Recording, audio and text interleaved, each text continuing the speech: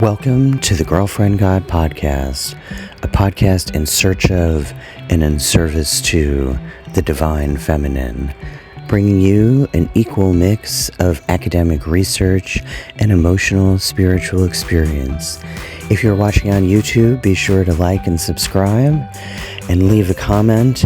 If you enjoy this podcast, share it with your friends, rate and review it if you're listening on a streaming platform. Follow on social media on TikTok, Instagram, and Facebook. Now, let's get in the flow.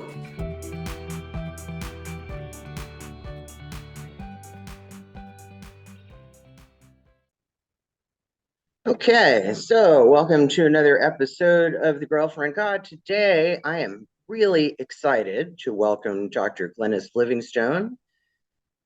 Glenys Livingstone has been on a goddess path since 1979. She is the author of PaGaian Cosmology, Reinventing Earth-Based Goddess Religion, which fuses the indigenous traditions of old Europe with scientific theory, feminism, and a poetic relationship with place. Her new book, A Poiesis of the Creative Cosmos, celebrating her with PaGaian Sacred Ceremony, documents the synthesis of her work over the past decades. She is the author of the children's book, My Name is Medusa, and co-editor of the anthology, Re-visioning Medusa, From Monster to Divine Wisdom. Love that title. Glenys has contributed to 11 other anthologies, including Goddesses in World Culture, edited by Patricia Monaghan, Foremothers of the Women's Spirituality Movement, edited by Miriam, Robbins, Dexter, and Vicki Noble, and Goddesses in Myth, History, and Culture, edited by Miriam, Beavis, and Helen Hye-Sook Hwang. Did I pronounce that correctly? Okay. In 2014, Glenys co-facilitated the, is it Mago?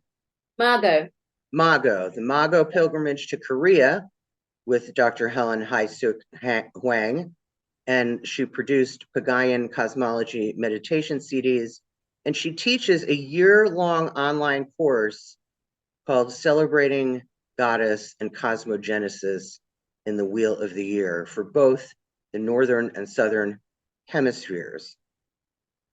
Dr. Livingstone, welcome to the show. That is an impressive resume, I gotta say. Oh, did I do all that? Right? When you hear it out loud, you're impressed with yourself, right? Who's that person? I'd like to meet her. Right. So I guess first I want to ask about, so, from our correspondence, you've been on my colleagues' shows, you've been on Dr. Ionescu's show, The Goddess Project, and you've been on Liz Kelly's show, Home to Her. So you've talked quite a bit about your new book, A Poiesis of the Creative Cosmos. My question is, so is it kind of reflect, because I haven't really looked at the new book very much, although I've read a significant portion of the first book. Yeah. How is it different? Is it a lot of reflection? Is it a revision? How have your beliefs changed since you wrote the first book? Let's talk about that. Okay. Let's see. It's probably it's probably all of those things. There were certainly things that needed updating. Over time, things evolve and change and deepen my understanding. There were things that I became aware of after I published this one that came in stronger, that that I incorporated into my course, with my students, but it wasn't in this book. And so there's that. It needed updating. There was also, I needed to document what had happened since this one, Right. And I was actually surprised as I wrote the new one that, I would refer sometimes to this one. I didn't want to put it in the new one there are some things that went into the new one with editing and updating, and there was some things that I just didn't want to put in here and say it all over again, so I just referred to here. The first one, like PaGaian Cosmology, was really the outcome of my doctoral thesis. Right. And so I completed my doctorate in social ecology, a study of the female metaphor and her embodiment in seasonal ritual. I can show you the big tome. Look, this was the days when we, before we digitalized everything. Right, right. When you used to have to... This was the doorstop, right? That's it. Right, right. And it says, the female metaphor, Virgin Mother Crone of the dynamic cosmological unfolding, her embodiment in seasonal ritual as a catalyst for personal and cultural change. That's quite 6 a subtitle. lines, right? I was very pleased. I was very pleased when they had to read that out at the ceremony, the graduation ceremony, that it took up space. We took up a lot of space. I bet. Anyway, so that was the doctoral thesis, and that's great. And I wanted to turn it into a book, and I sent it off to various publishers, which is very common, right? I mean, a lot of people take their doctoral dissertation or thesis or whatever and turn it into a book. I mean, but I didn't know what to call it. I mean, right, it had. I say you can't publish a book with that many words in there. Right. And so it was only after my partner and I had this synergistic conversation in the kitchen, and I was, in Starhawk. I was co-hosting Starhawk out here in Australia, and I was very conscious that I was grounded in what Starhawk had taught me as the pagan tradition, but I identified as a Gaian spirituality, which I'd gotten from Charlene Spretnak's Gaian spirituality. And so he was saying, he says, well, what about, why not call it PaGaian? And the lights went on. Right. That's it. And I said, and it's a cosmology, it's not, it's about a place. So it's a PaGaian Cosmology. So that's where we sort of, back in 2003, we coined that at the end of it. And then suddenly it had a name, and I was able to put the book, I was able to redo, it into that, with that title. And right. So this one was really the outcome of the doctoral thesis. Right. And I really needed to, so, about 2011, I became conscious that I needed to do a new book, So 2011 took 12 years, but it needed to take 12 years because I still had to, Right. Add, yeah. And we grow, right? I mean, it's part of your own spiritual path. So, and we evolve and we learn new shit and we figure stuff out, or we go, you know what I mean? It's an ever-evolving process, right? You can't get it wrong and you'll never get it done. So yes, that's right. Yeah. Sometimes we have to revise our old ideas. So yeah. So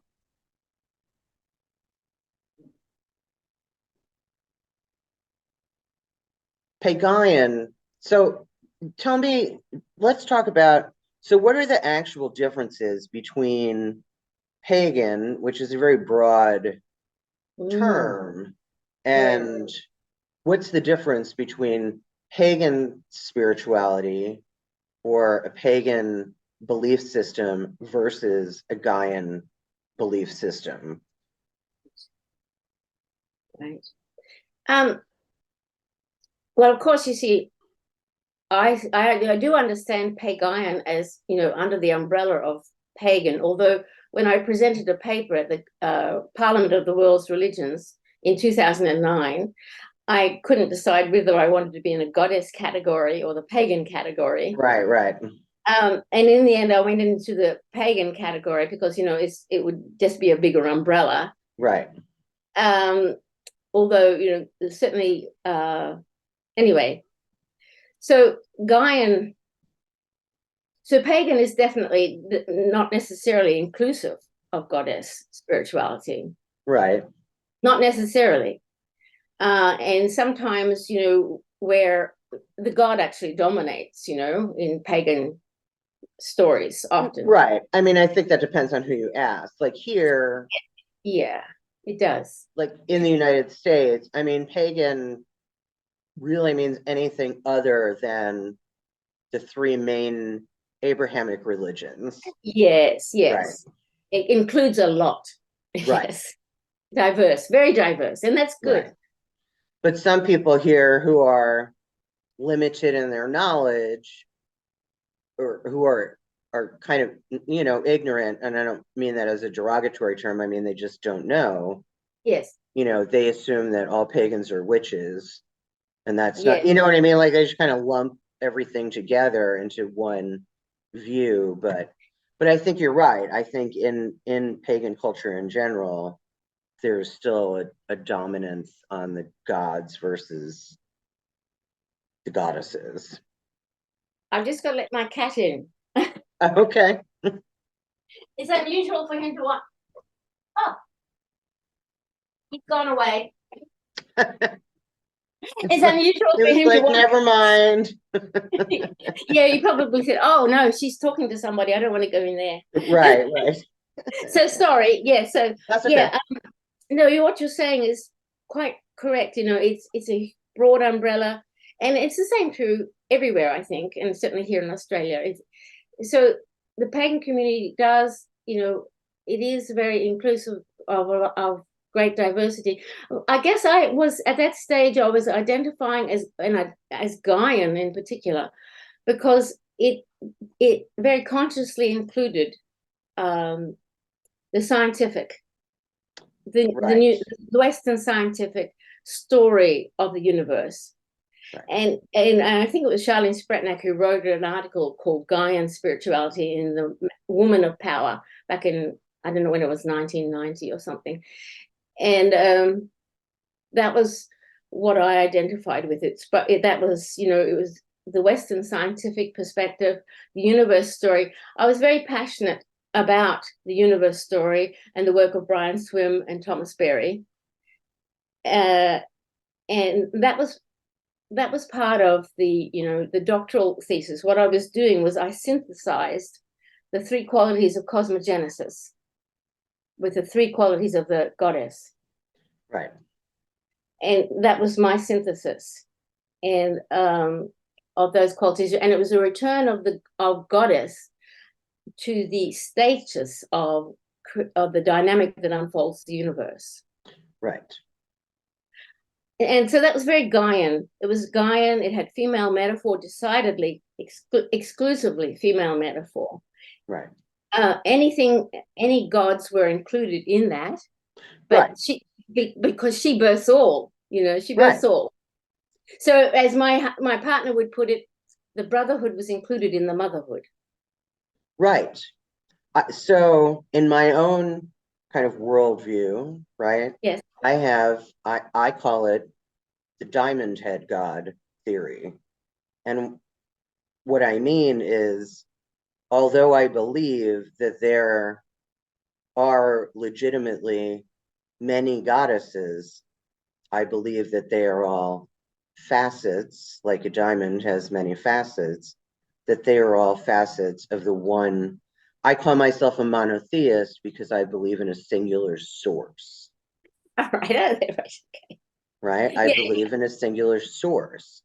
Right. That there is one source, one primordial goddess, one creatrix of everything. Everything. Mm-hmm. Universe, other universes, us, shit we don't even know about, shit we can't even understand. You know what I mean?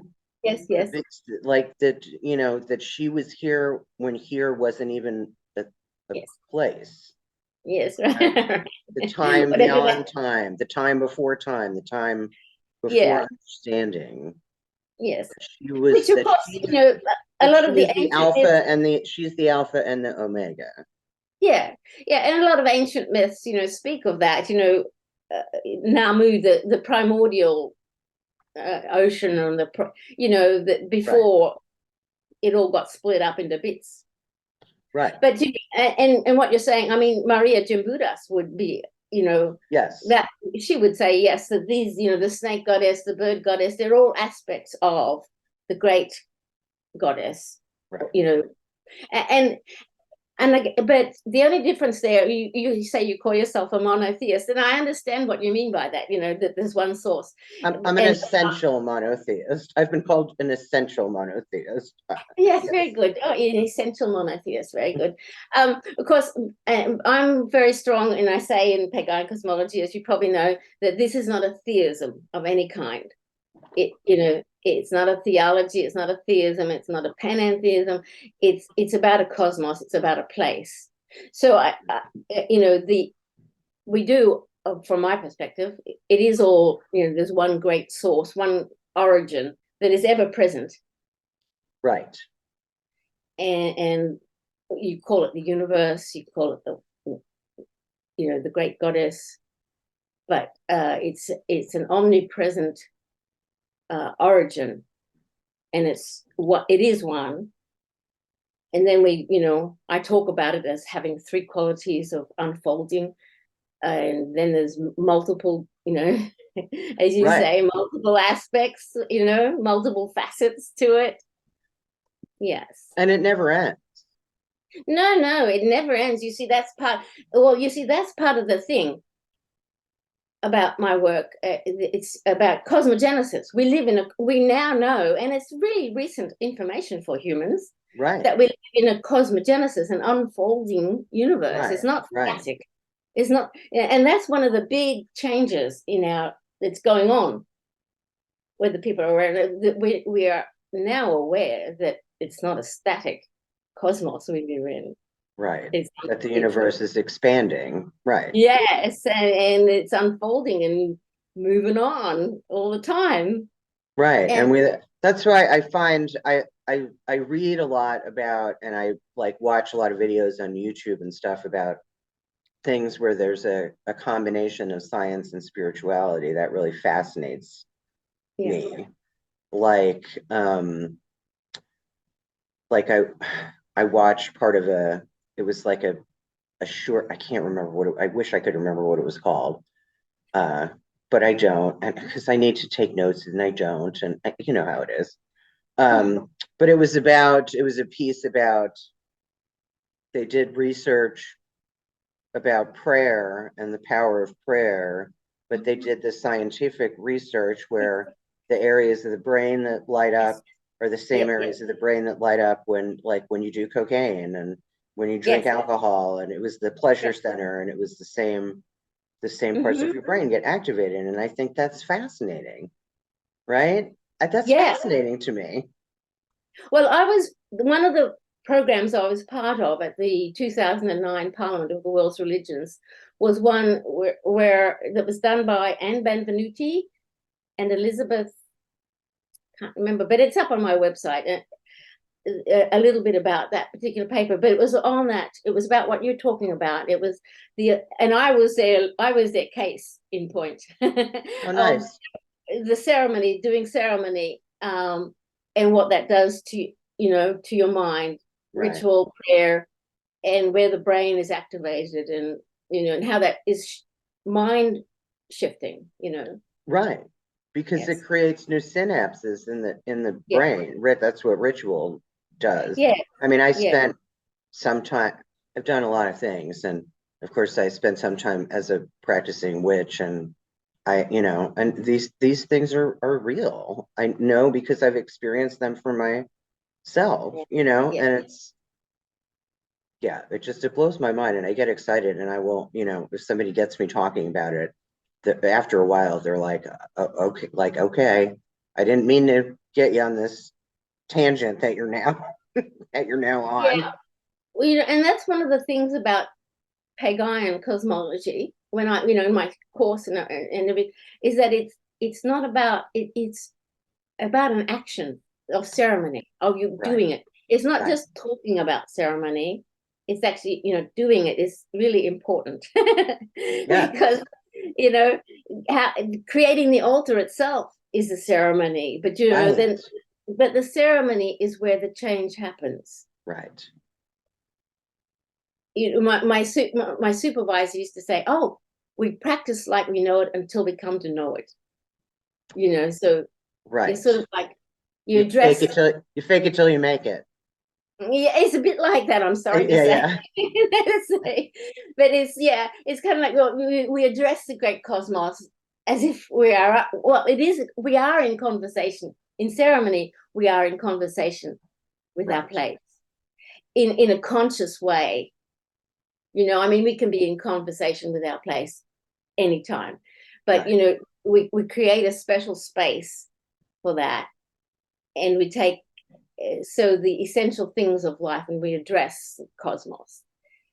And so even though, and I feel like for all this ceremony that I've done for decades, I'm at a phase in my life now where continuing to deepen my understanding of what I've been talking about. Right. It's sort of like to get a feeling. I mean, because I and many of us grew up in a culture that's so alienated, we actually do not know how alienated we are from our place and from a relationship with where we are and who we are. Right. And ceremony is a practice of trying to, of feeling, sensing, right, where all of that. Right. So, and it's interesting that you say that. So when I was in Pittsburgh, one of the things I started doing at the suggestion of someone else who was she was a big advocate for knowing about the land on which you lived. Right, yes. And knowing the energy that place held. Who lived there before you? Who, not just what indigenous tribes' land was it, but who was there before that? Yes. Or was there ever a battle fought there? Was there, you know what I mean? Just like learn about the place in which you live, because it holds the energy of everything that happened there before you got there. Yeah, that's right. Right? And then learn how to harness that and work with that energy. Right? Maybe there's some healing that needs to take place there that maybe you can help with. Or maybe there's some energy there that you have no business like messing with. Or you know what I mean? Like, and I had never really thought about that before. And that's a recent discovery, right? I mean, that's within the last 5 years. I just moved back to Champaign from Pittsburgh in 2021. So yeah, it's like they're always, and I agree with you that so much of what we talk about, it's like, well, like at some point you have to take some action. Yes. Spiritual growth doesn't happen from the couch. Yeah, well, you see, and you can talk about eating the pear. You can talk about eating the pear, but eating the pear, you have to eat the pear. Right. Right. You can, there's somebody that I listen to that always uses the analogy of you can make the lines in the carpet with your vacuum cleaner, but it's not the same as when you plug in the vacuum cleaner and actually vacuum the carpet. You actually do it. That's right. Right. So, okay. So speaking of this sense of place, this is a nice segue into something that I wanted to ask you about. So I recently formed this nonprofit organization called Church of the Goddess. And one of the things that this nonprofit hopes to accomplish in the future, and I mean like, this is like a 10, 20-year goal. Yes. We would like to purchase old churches, because in the United States, people are leaving the church in droves. More and more people identify as atheist, agnostic, not religious, but spiritual, and so on and so on. Those statistical numbers go up every year. And as such, churches as businesses are going out of business, which means their buildings, their churches are on the real estate market. So we would like to buy up these churches and make them churches of the goddess with kind of a loose religion that isn't really a religion, but just kind of an umbrella for all goddess paths, right? Yeah. Because the women that I have talked to So I grew up Catholic, right? Which You survive. You're a survivor. right. It's a 27-step program. And so I am a recovering Catholic. And many of the women that I know that walk a goddess path are, and we all are our goddess path, we all identified with the Virgin Mary first, right? Because she was the only woman we had as to form any kind of an attachment to in the Catholic pantheon, right? Right. But the other thing that Catholics were really good at was the pageantry and the ritual. Yeah. It's right? good pagan training. I did it for a period of time, and it was good training. I mean, the candles and the incense and the stand, kneel, sit, just all of that. So we miss that. Yes. And there's something about having a place. And I thought that maybe it was just me, but then when I started talking to other women and they were like, yes, I want that. I want a place where I can't speak for anybody else. For me personally, I want a place where I can go and pray and worship and silently meditate and just kind of breathe in the life of the goddess loving community to which I belong and meet with my sisters week after week and month after month and year after year. I mean, that is a desire in our community, and that's where this organization was born from. However, the pushback I anticipate is then you're just recreating the same structure that we sought to escape. Yes. Because, I mean, the buildings themselves, are designed with a certain cosmology in mind. Right, but I feel like I'm taking it and turning it on its head. I don't feel like I'm rebuilding the same structure. Yeah, you could reorganize the space. I mean, back in the old hippie days when we used to be doing, I was Catholic for a while, as I say, and we used to do, we were allowed to take over the mass on Sunday afternoon, and it was folk mass. And so we would reorganize the pews, reorganize the whole thing, so they were different. So you can reorganize the space, Right. You can just throw out the pews if you want to and have cushions or whatever. But yes, you could reorganize the space. Right. But I know what you're saying about a space too, because when I started doing the seasonal ceremonies seriously, like religiously, every 8 of them, and I didn't really have a place. And I did talk about that in PaGaian Cosmology. Right. But I was able to, I was young enough that I could, pick everything up and set up a whole space and create the space. But, at some point, my partner moved in and he wanted to build a place. Right. So he actually did build Moon Court, which was the ceremonial space. Right. And from 2008 on. So, and you still have that space now, right? Well, we sold because I wanted to move after, decades of being in that one place. And so about 2017, I became aware that I wanted to be closer to my mother, who was still living in my homelands, which is where I am now. Okay. And so the desire to be closer to her means we had to sell Moon Court, which is it is now in the hands of a young woman and her partner and their 2 children now, and she does goddess things, and she's a doula.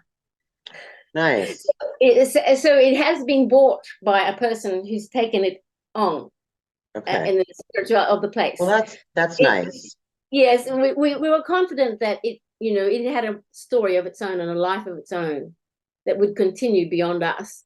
Right. But but I understand your need, the desire for a place, and we built Moon Court, and we had that ceremonial space, which was, Right. it is a really good thing, and it would nurture. It is nurturing to have that. Right. So I think your goal is, is a good one. Yes. So the other question then that arises from that is, and the discussions that I've had with my other, with my members of the board is, and I guess since you have been doing this work as long as you have, and you have the history that you have, and because you are one of the foremothers of this goddess spirituality, right? I mean, you are. Yeah. You and Miriam, Dexter, and just many who came before me, even, yes, who were my teachers. Right. But you guys are our teachers now. Like everybody's podcast that you did, we're all learning from you. Yes. Right? Yes. So we often wonder why there has never been. I dream of a unified goddess religion, right? Because if there's a church, why wouldn't there be a religion? Right. Thoughts? Yes. Well, So I have this idea. I call it Shiism. Shiism. Oh, that's pretty good. That's pretty good. Yeah. That's, we're looking for words because it's such a struggle to find the right words. The language for it. So Shiism, that's a good one. And goddess as religion, and there's a bit of a section in the original on goddess as religion. Is yes. she a religion? I saw that. Yes, and she deserves the status of a world religion, right? Because she actually is underneath all of them. Right. These young gods, these young whippersnappers, Yahweh and the other guy, they rejected the goddess. Right. There's a quote by Vicki Noble that, or maybe it was Z Budapest. I don't know. I posted something on Instagram not that long ago that was essentially saying that all religions are rooted in her. In her. Right. Yeah. In Shiism. In Shiism, right. Okay. And great. You're going to run with that. Pass it along. Yeah, I might, I'll spread it. Mystical traditions of all of them are the closest. They are still in touch with those roots. So the mysticism, of Christianity, Islam, that they're all still kind of in touch with, even though many of them have been corrupted with male metaphor. Right. But one of the things that helped bend my brain, I had a friend, and I do give him credit in the new book, Ian Brown, his name was, who used to be able to speak the poetry of Iraqi and the ancient poets, the Sufi poets, and he could speak it with female metaphor, just off the cuff, and he could say it with just she instead of he. That's amazing. And that was, that for me was just mind blowing. Yeah. But I also got to witness the power of, like, he would do that in groups. He would be able to speak this poetry, not just to me, but to the whole group, and it was, people were just like, oh. The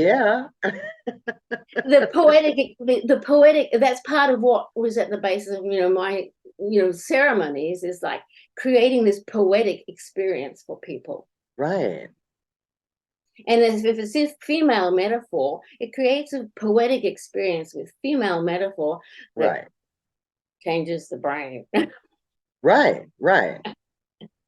So, I mean, part of this kind of mission statement was, so I developed this Shiism thing, because I figured I wanted these churches to be rooted in something, and I had to call it something. Yes. But I also have kind of in the, I don't know, like community guidelines, like this is what like Orthodox Shiists believe, but you don't have to believe these things to come to the church. Right. Okay. Yeah, that's good. Because Shiists don't proselytize. That's right. And she births all. Right. So it was still a welcoming environment, even if you don't believe what we believe. Yes. So I came up with a list of like, I don't know, I've got like 10 or 12 tenets of Shiism. I'm looking at my document. I should send this to you just so you can look it over and see what I have. All right.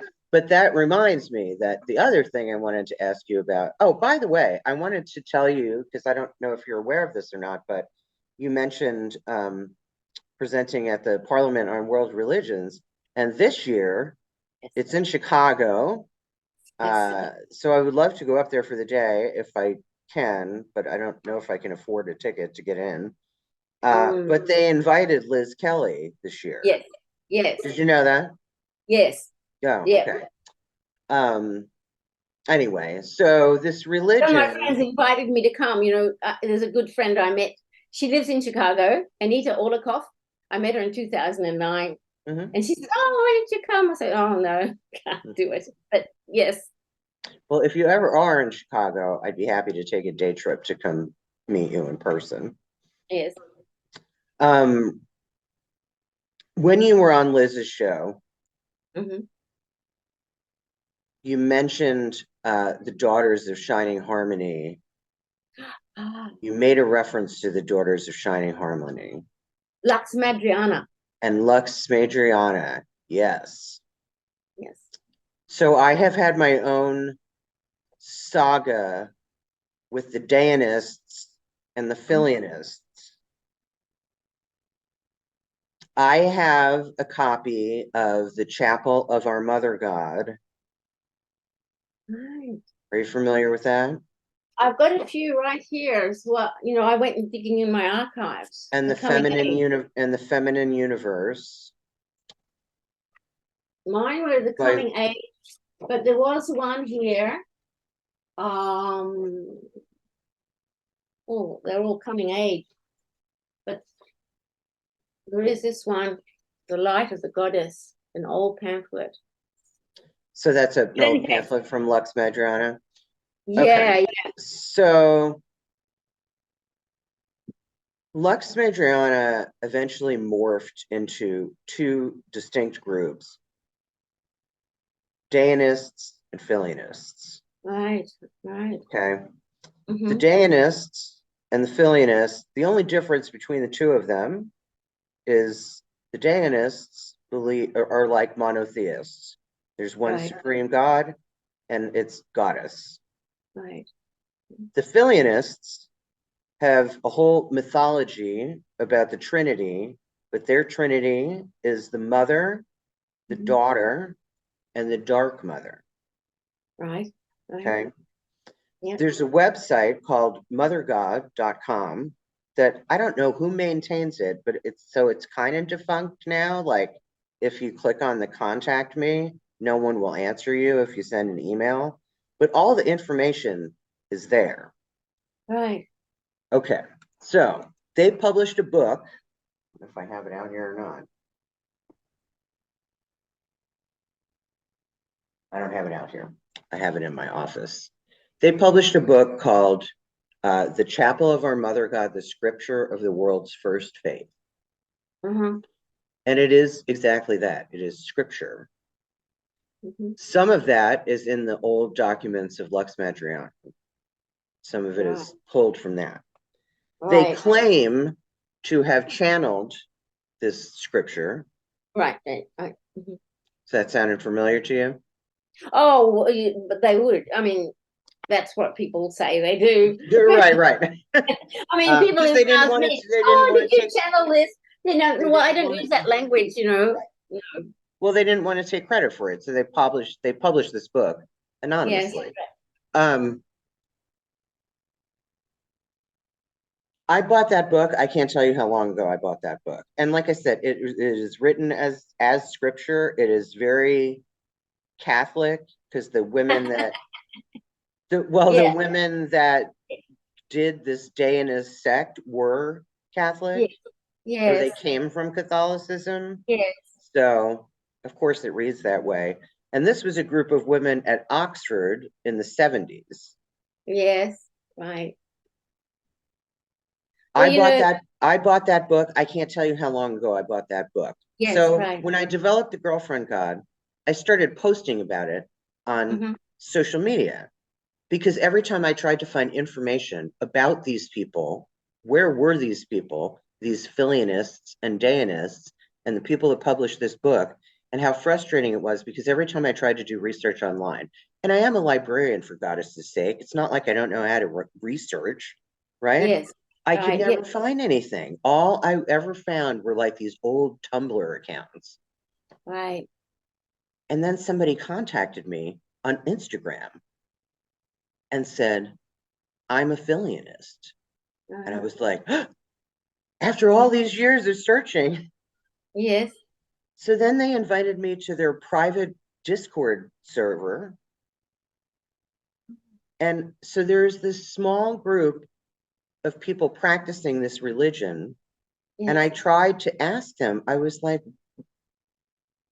why are you not public? Like, why are you not Hmm. sharing this? It's a beautiful religion. Yes. Why are you not sharing this with the world? And I got to tell you, Glenys, the answer is pretty much just that they're young and easily offended and can't handle criticism. Ah, right, So right. they just hide in their little private Discord server, and Yeah, which right. I think is a real shame because they have the makings of a real religion. Yeah, but I mean, there's if that's what they need to do in terms of, creating this kind of monastery kind of, you know, protection. It's kind of like a monastery, isn't it? You know, and their mission is not to spread it, but if they have to take care of themselves in that way, and it is, I mean, the world is a vicious place, I it is know, vicious. but I They think, can't and handle it. If they can't handle it, and they know they can't handle it, then it's best that they stay whole rather than get torn apart. you are much kinder than I am.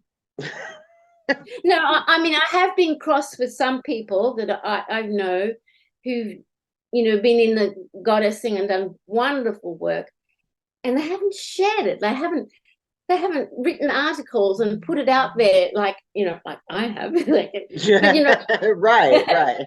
and they haven't done that, and I do get cross about that sometimes. But it's like, well, it's not up to me to tell them. They've done what they've done and what they need to do. Right. Well, I will have to share with you. So this private group, they had a member who's not with them anymore. Um, but it was this trans woman who obviously is also a bit of an archivist. And she was able to get into the archive at Oxford and went Right. through and put together like every single shred of evidence of the Filianists, the Dayanists, the Daughters of Shining Harmony, the like all the groups that came before it uh, and after it, because there were all different versions of Right. those groups, Right. going all the way back to the 50s in this house in Ireland, and they used to be known as the Screamers, and they have this whole really interesting history. So Yeah. she took all of those things and collated them into 4 huge volumes, Right. called The Clear Recital, which is essentially what the Chapel of Our Mother God came out of. Um, and then the Opera Amina, volumes 1 and 2, and the Critical Apparatus, which is kind of like a bibliography. Um, I mean, I can't imagine how many years it took her to do that. Right. and did it for free because she was obviously very dedicated to what they were doing. And like I said, it's beautiful. I mean, there are sermons. I used one of the sermons from my Priestess at the Altar series. Because like I said, it's beautiful. And I guess I wish they were just sharing it with more goddess I mean, lovers. for myself, you see, I read this stuff, and I don't even the Madrian booklets. Yeah, because they were And, very public, Lux Madriana. yeah, and I mean, it was very important for me, in terms of being able to just reframe the whole cosmos as she, Right. to shift, because everything I grew up, everything is the metaphor is all male, everything's a male, even sometimes hens and cows. Right. So it was very important for me, well as other people like Mary Daly help Right. take the stuff out of our everyday speech. Right. But this really was and Starhawk was very good, but this kind of stuff really helped me to redo the world. Right. And there was a guy who contacted me, well, not that long ago. I've lost all the emails because my computer got upgraded and lost all the emails. But I remember his name is Race McCreed. And That's who I'm talking about. Race. I Race. I sent him an email recently, say, Race, I've lost all our emails, blah, blah, blah. And he Oh hasn't my goodness. replied. So Race, And who's now I sent him all this stuff so he could scan it and put it up on the net, but I can't find it anymore. It's not there now. yes, and Race is the one. That's who I'm talking about. All Who is right. now female. All right. I didn't know that. Right. That's just because you haven't talked to her.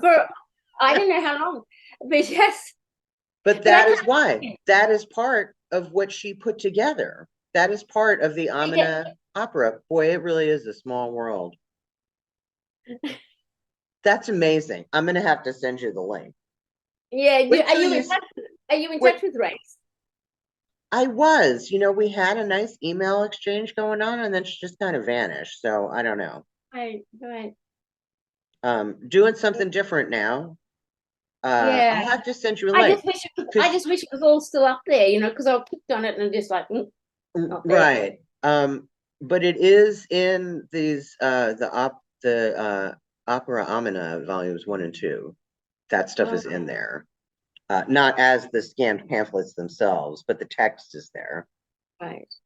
So, and she probably still has them on a hard drive somewhere. Yeah. Yeah. That's right.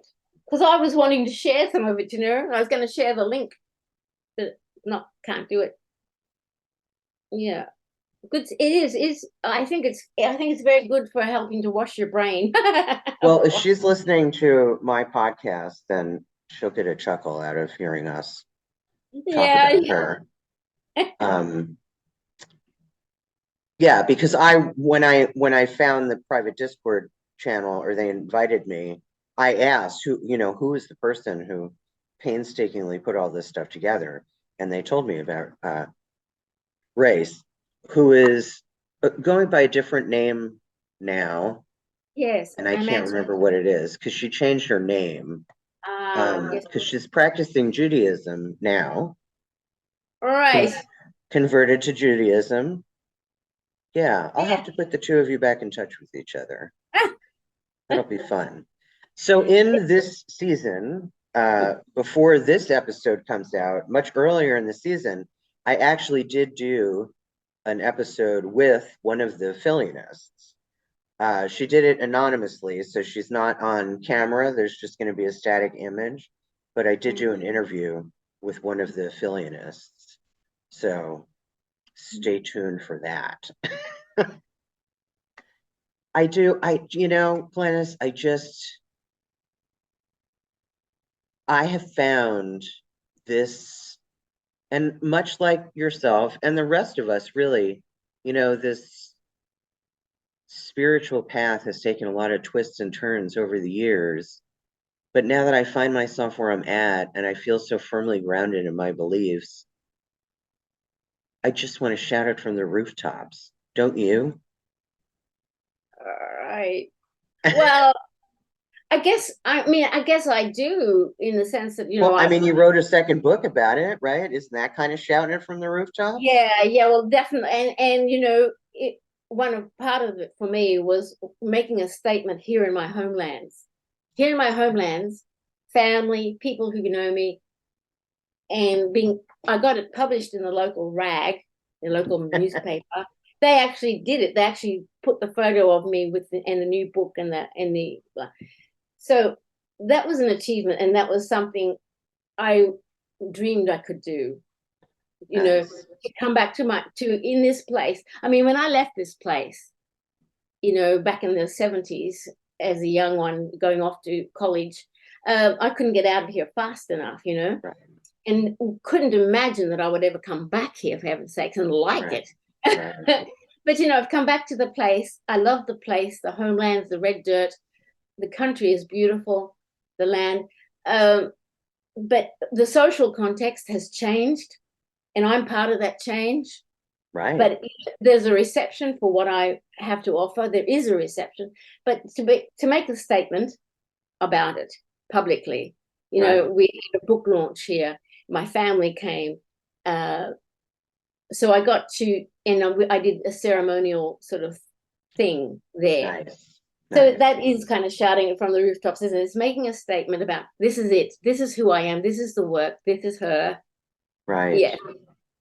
Suck it up, Right, right.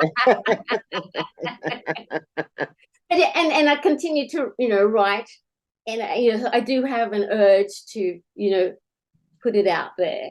Yes.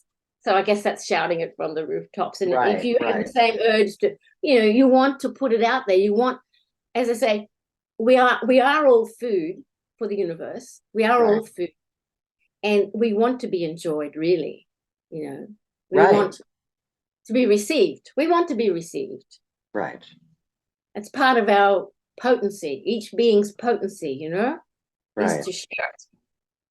I never really thought about it that way, that we want to be received. I have to think on that.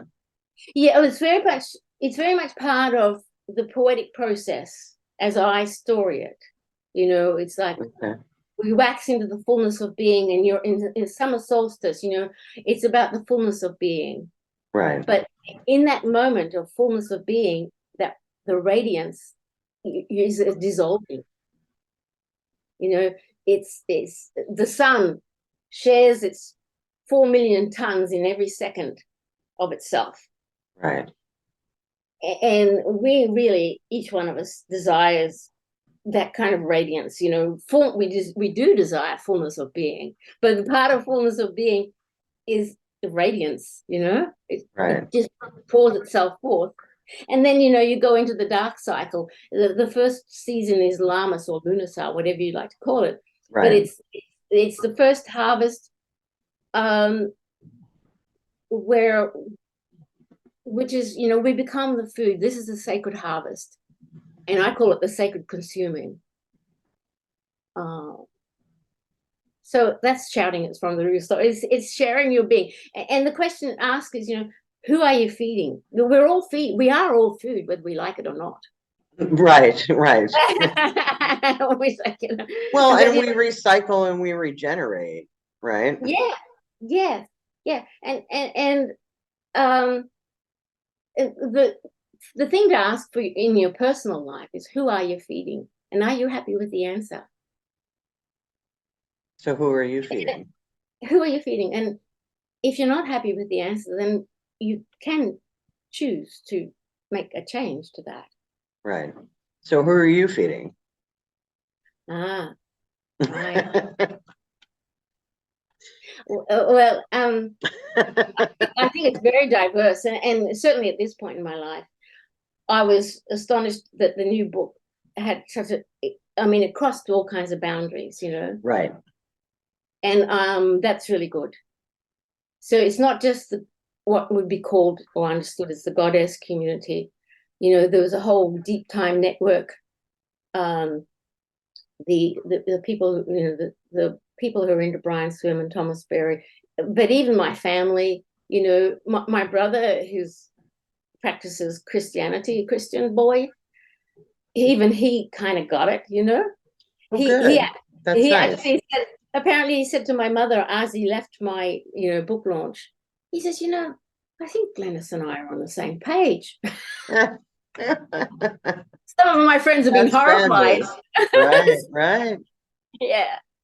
So well, yeah, I mean, I always say, if you study enough religions, you come to the conclusion pretty quickly that they all have some very basic things in common, right?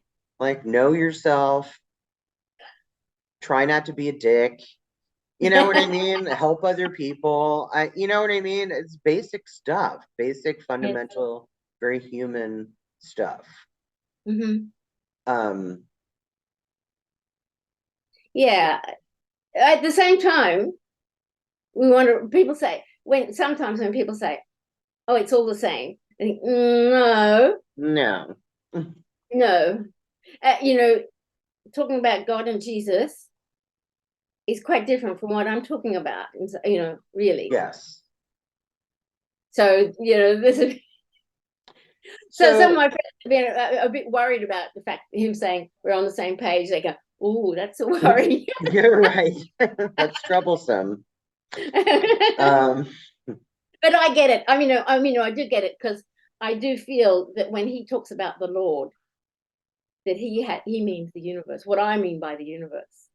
Now, that's not true for all Christians. Some people don't mean the universe when they talk about the Lord.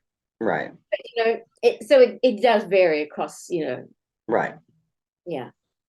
I think a lot of it just has to do, for me, again, I can't speak for anybody but me, but spirituality, because I am a human being,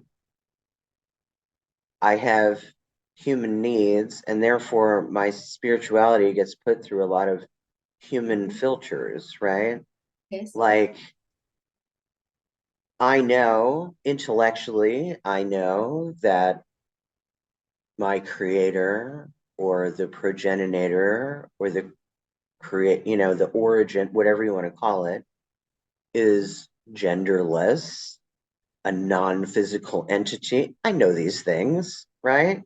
Yes. But I have mommy issues, and I'm a lesbian, and so of course, I choose a goddess path, and that is what resonates for me, and that is how I interpret things. And I need female iconography, and just all of those things.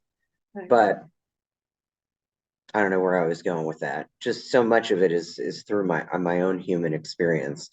But when I'm really in that place, whether it's in meditation or ritual or prayer, there is something not human going on there. You know what I mean? Absolutely. When you're in the zone, and you're like, okay, something feels very different in this moment. And it's usually, for me, it's usually very fleeting. But I know,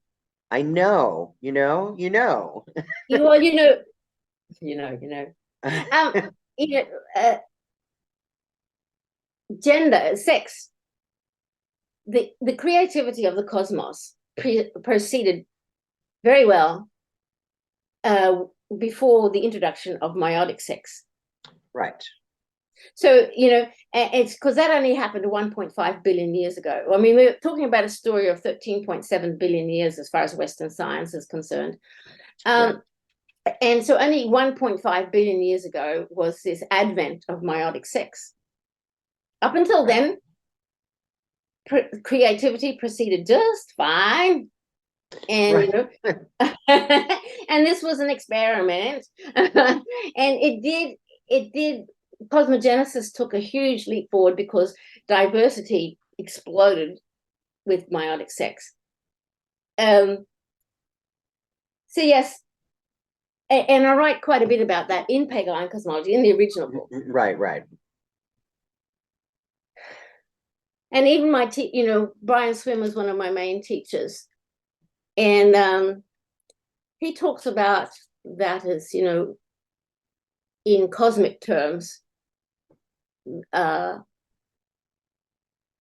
in this book, his new book, the emphasis on becoming cosmological beings, which, is, as you say, beyond sex, Right. And but as you say, and for me also, the affirmation in terms of social structures, the affirmation of the female has been in dire straits now for a few thousand years. Yes. The young whippersnapper hero got up and said, no, mummy, I don't want to have any of you. And I'm going to have my own kind of power. Right. But of course, that's all crumbling. I was going to say, do you think that that tide is turning back toward the feminine? I mean, yes. Yes. Heidi Gertner-Abendroth has done some wonderful work on matriarchal societies, past, present, and future. Okay. So for a long time, a lot of us didn't even know that kind of social structure still existed in the world, but they do. Right. And it's a different social structure, and it's one that affirms regeneration, Right. And as I say in the review of the Women's Spirituality trilogy, it's called Women's Spirituality. But, really, it's a spirituality that involves all. It's about a spirituality where people, everyone, no matter what gender or sex you identify with, supports the regenerative processes. Right. And, the females do, birth regeneration. Yes, I always fall back on that. I think, how can you doubt that divinity lies in the feminine when we really are the only creatures that give life? Yes. That's where it comes from. Only the feminine can give life. Hello. I do think we need to do. Sheila McGee is making a comeback. It's kind of like, right. It's the truth, baby. Right. But let me see. I do think that it's turning. I see the tide turning. I think it's all in divine timing, right? Yeah, everything is in divine order. I think things do cycle probably in bigger themes than we can even know, right? Like I read about this, we're apparently astrologically, we're in some 26,000 year cycle, right? Where the planets line up and make a circle in the sky or something like that every 26,000 years. We're in the middle of that, and I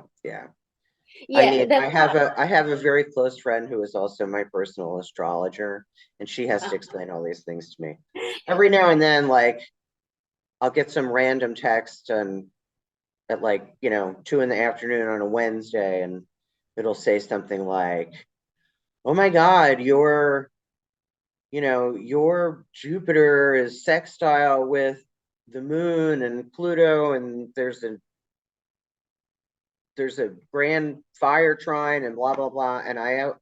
And regardless, I always have to reply the same thing. I'm like, you know that I don't understand what any of that means, and you're going to have to explain all of it to me. And we've been doing this with each other for 20 years.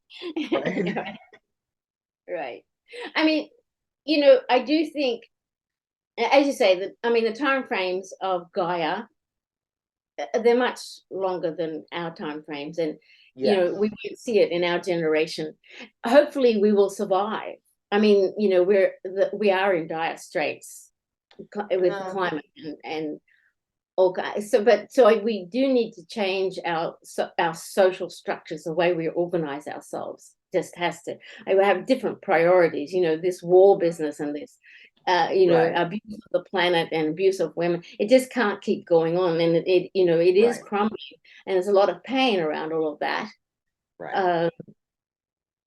I mean, I've kind of a dismal view of that. Like, I think that this version of us, like, she's pretty much done with that and ready to kind of, I Yes. imagine that she just wipes the board clean, because for all we know, we're like, version 10.8565 human, Yes. right? Yeah. And then she just wipes the board and kind of starts over and does a checklist, right? Of like, well, capitalism, that didn't really work so well. Maybe we're not going to do that next time. We That's how won't I let those. that's how I envision it. Yeah, well, we have had choice, about how we've moved, Right, and right, we sow the seeds of all of that. right, I am hopeful that, I'm with you on, just wipe the board. right. It could happen, but I actually think that if that happens, I know personally a lot of young ones who will probably survive, and Right. they know how to survive. Yes. They're doing it better than that my work has been inspiring for them, helpful for them, but they're doing it really well, raising Yes. families, children. So I think there may be survivors, and the work, and there's and so then there's Shiva. In other right, parts of the world, there are indigenous pockets of people who will survive it and be the seeds of the new whatever comes next. right. And some of these young people, I like not the most recent generation, but the generation before that, like my niece's generation, who's still in her 20s, like mid to late 20s, they're so fearless. Yes. They're fearless. Like when Yes. my niece was like, I don't know, 24, she went to Thailand by Yeah. herself. Yeah. And I Yeah. think I never would have done that when I was Yeah. 24. Yeah. Travel to another country where I didn't speak the language. Yeah. And she was like, but not her. She was like, with the backpack, I want to go to Yes. Thailand. And Yes. she bought a ticket and went to Thailand. I just think that's Yes. amazing to me. That's Yes. amazing to me. So, I mean, yes, and particularly, young women like that. That is, something has happened. There's Yes. more young women and young men who are taking care of their babies really well. Yeah. It's different, and there's more of those, and hopefully they will be the seeds of whatever is in the Comes future. next. Right, right. But there's going to be a lot of pain, and meanwhile, in terms of as these structures crumble, Yes. yes, Sometimes you have to burn it all to the ground to get ready for what's coming. that's right. And I'm afraid to say, we might see that. Yeah. Believe me, you can imagine what the climate's like here in the United States. Oh, look, I went to the United States, to do my study in Berkeley, and it was a window period. It was a window period, and I just caught the good stuff. Right, right. Yeah, you wouldn't want to be here now. And then I'm out of there. Yeah, yeah. I would not like to, what? It's so sad because United States, the land is so rich with so many brilliant people, and Yes. many who have inspired me and been part of my teachers, and yet there's all this nonsense going on, absolute nonsense. But I guess it's part of what's required for the death throes, Right, right. Yeah. But you've got to live amongst it, and it's like, whoa. Yeah, yeah. I mean, we might have to deal with it on the world stage too. Can you imagine, again, this clown again at the helm of the United States? That will surely turn the tides against the United States globally. Yes. And so maybe that's what's required. And you know what? And it's a real possibility. Yeah. It is a real possibility. But let's not focus on that. Well, what we're saying... Let's not end on that note. Well, what we're saying is that there are seeds of hope. There are so many... Yes, there are definitely seeds And there must be brilliant young people amongst you, you know, who just say, you know, but they know something different, you know? Right. They know there's something different and they have a hope for a better future. So, yeah. So, all right, Glenys, I think we're ready to wrap it up. But at the end of the show, I ask all the guests the same 3 questions. All right. Okay. Are you ready? Yeah. Yeah. All right. Tell me something about yourself that people who know you would be surprised to learn. Could be anything.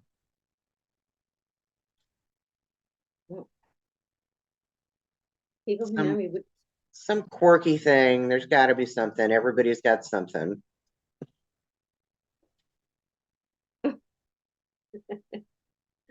Oh, let me see. Let me see. I'm not perfect in terms of what I in terms of, you know, my everyday behavior. Sometimes I'm really grumpy. Some people might be surprised at that.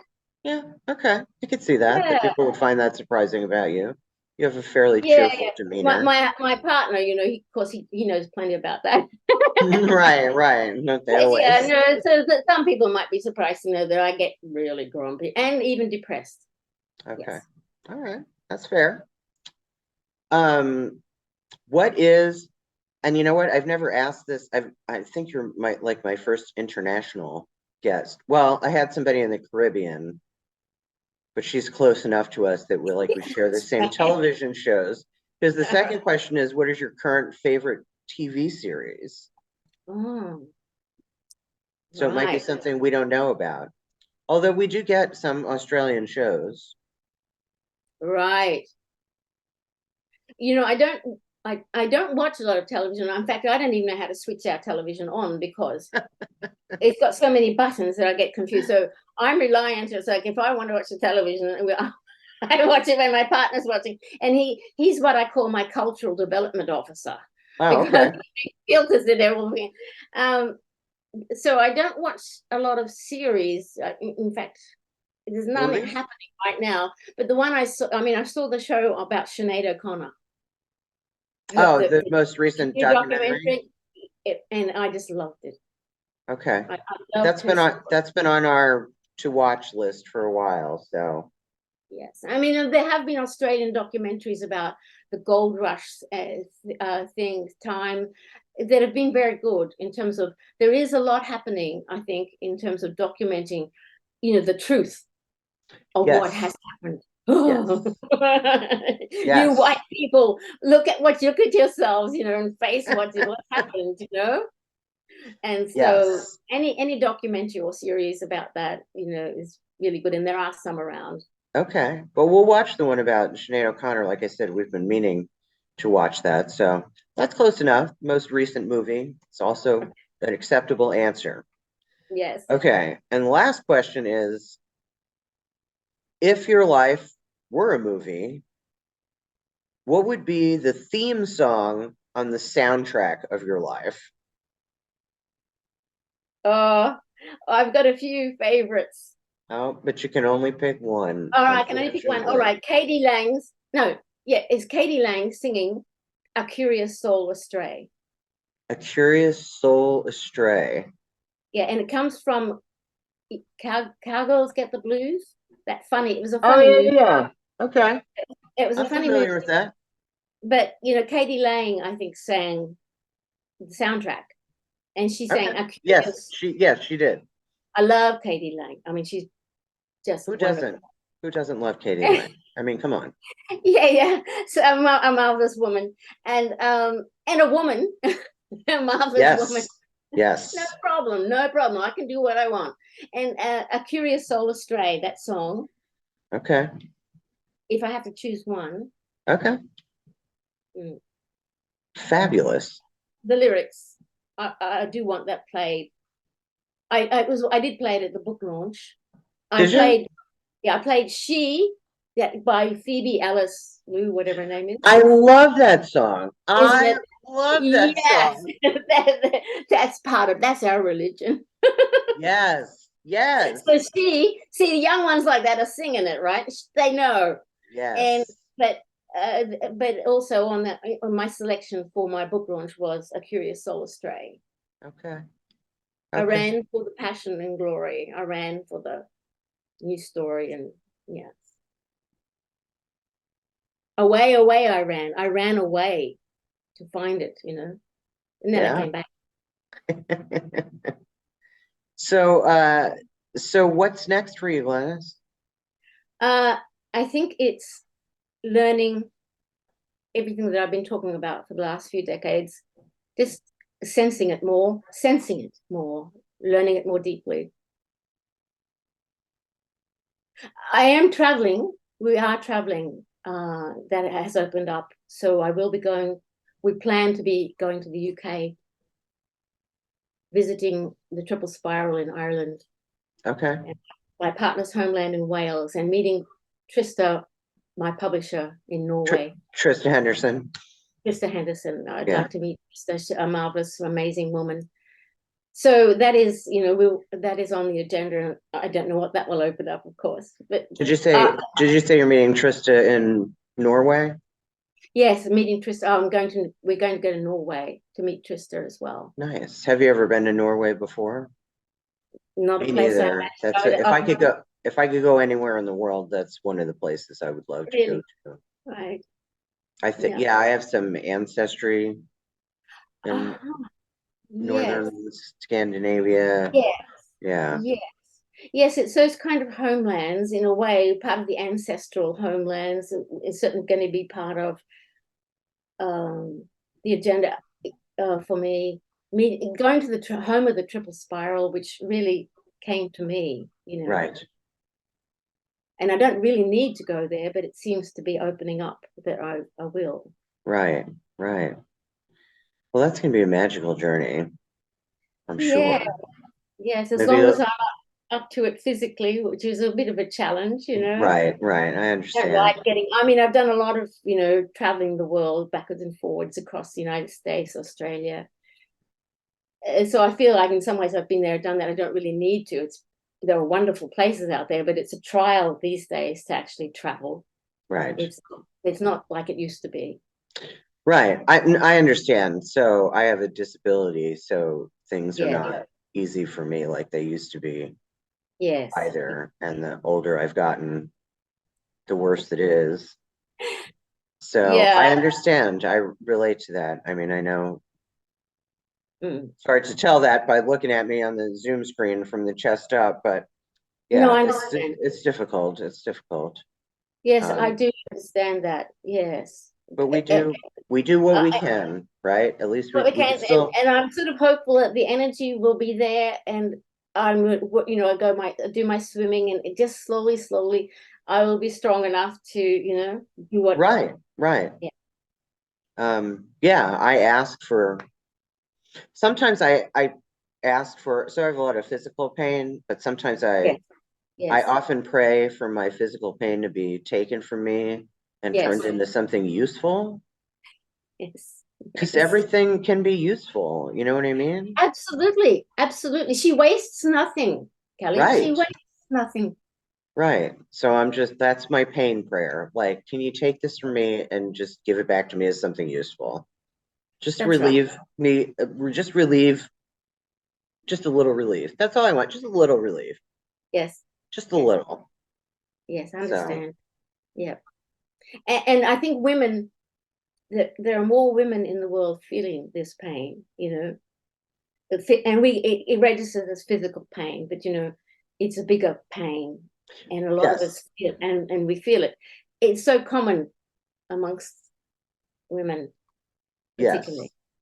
Well, and what's really interesting about that is, so the majority of my pain is from fairly severe arthritis, largely due to multiple manual, very physical jobs I had in my youth. Yes.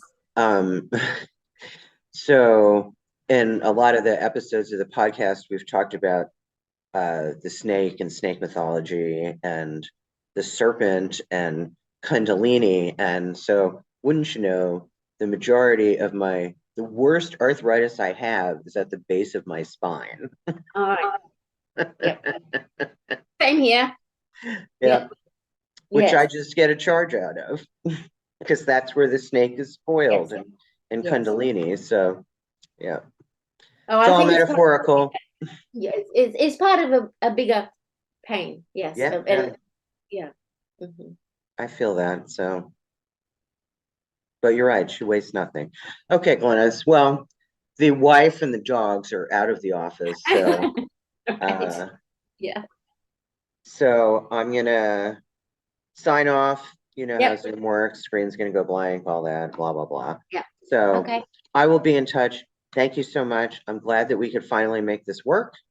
Yeah. Thank you. And I will be in touch. But until then, may the peace and the love of the goddess be with you. Indeed. Thank you. And you too. I will talk to you soon, Glenys. Thank you so much. Okay. Good night. Good night. Thanks for watching The Girlfriend God on YouTube. If you enjoy this podcast, the best way you can support it is to like it, follow it, leave comments on the page, rate it, review it, share it with your friends. But most of all, subscribe to this channel. And if you want more of The Girlfriend God, you can find The Girlfriend God on social media, on Facebook, Instagram, and TikTok. Thanks again for watching.